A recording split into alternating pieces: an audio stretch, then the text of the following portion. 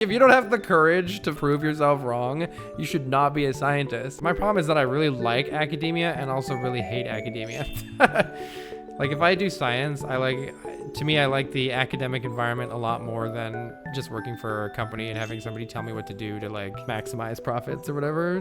I'm sure there are some companies that I would enjoy working at, but it's kind of like a multifaceted problem for me with science because science funding has always been an issue. Unless you get a job as a professor, it's very hard to find any sort of job stability in academic science anyway. So like I worked in a lab for how many years? About 12 years.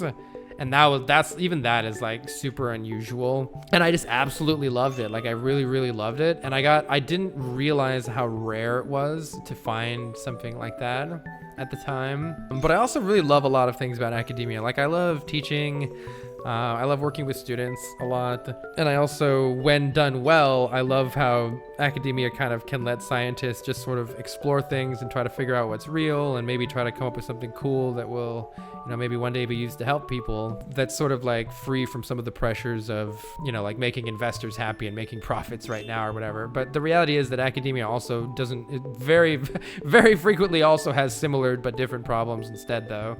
And here's the other thing too. I worked with a professor that I also didn't realize is like, at least in my field, is like an absolute gem and like doesn't necessarily exist. The person that I worked with for all of those years was like this kind, gentle, understanding old dude who was just like, I never felt any stress working with him. It was just like an absolute pleasure to be around him all the time.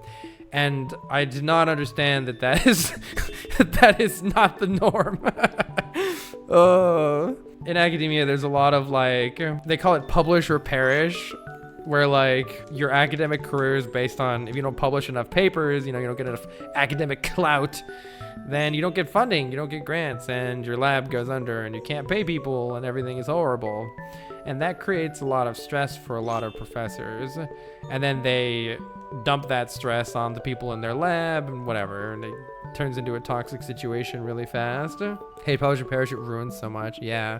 Good boss is huge. Yeah, it really, really is. And so I kind of took that situation for granted. A lot of that issue comes from academia being unfunded in the first place. Yeah, so there's a lot of people competing for very limited resources, and it creates it can create like kind of a toxic environment, or it can create a very toxic environment. But I'd say a lot of the time it's like, it's not usually that bad, but it's like a little bad. It's a bit bad. Ruling things out is important, but not flashy. Right. And so that leads to one of the other problems with that. Is this gonna crush me? Get out of here. One of the other problems is that a lot of people tend to do the experiments. They tend to do the science. They tend to prioritize the things that are going to sound flashy in order to get them funding.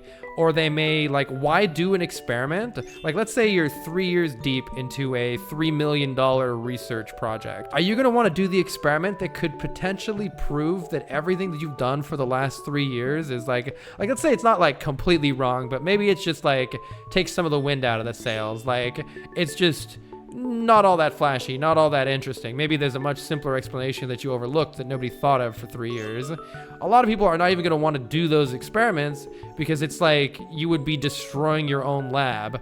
And so the incentives are perverse. Like, you've incentivized people not doing good science. And I have definitely seen multiple professors fall into situations like that where they're not trying to fake anything, but they're a little bit afraid of asking questions that maybe are the correct questions to ask. Sounds very deflating. Yeah, and so like working in those environments, I'm just like, nah. Like, if you don't have the courage to fucking prove yourself wrong, you should not be a scientist, and I don't want anything to do with them. And that has happened to me before. I did a postdoc once that was basically that situation, and I was like, nope, I'm out of here, bye. Good experimental design means trying to prove yourself wrong. Yeah, I mean, a lot of people you may be wrong in a reason that would have been very difficult to understand or predict with the knowledge at the time. But then once years have gone by and like the whole field has advanced more, you may realize that like maybe the whole field was thinking about something wrong to some extent, but like not in an interesting way. In a way that's like, oh, all of this research that I was doing is literally nothing new. We just didn't realize that it was similar to something else that has already been well established. And that's the situation that I ran into, which is like, you know, how the world works, but doesn't get you funding. And so that quest for always needing more funding and always being a little bit unstable makes academia a sometimes very stressful environment to be in. So that's the problem with academia. Do you think funding is going to dry up? I don't think anybody knows what's going to happen, to be perfectly honest. That would happen all the time. Do you 3 to 4 months into a project and suddenly find like 5 papers that study what I was working but under a different name? Yeah.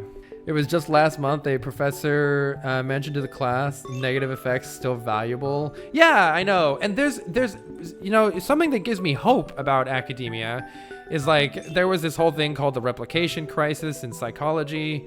And it's like, you know, people recognize that all of these things create the wrong incentives and people are doing bad research sometimes. And like they're doing studies that can't be replicated. And so a lot of universities, a lot of programs have, and a lot of journals have started to put in a lot of ways of preventing that stuff from happening. And so the fields, at least like the science fields that I am aware of, have gotten a lot better at dealing with those problems over the years. But some of the bigger ones are still remain and are as strong as ever. There's still a lot of great labs too that, you know, despite those, like they may feel the stress from this, but they navigate that stress well, and they, you know, they manage the lab in such a way that they don't run themselves into holes, so that they're still able to get funding and kind of play the necessary game of academia while still doing good science. But it certainly isn't every lab. I think I'm safe right here. Question mark. Thank you so much for coming by, everybody. Bye-bye.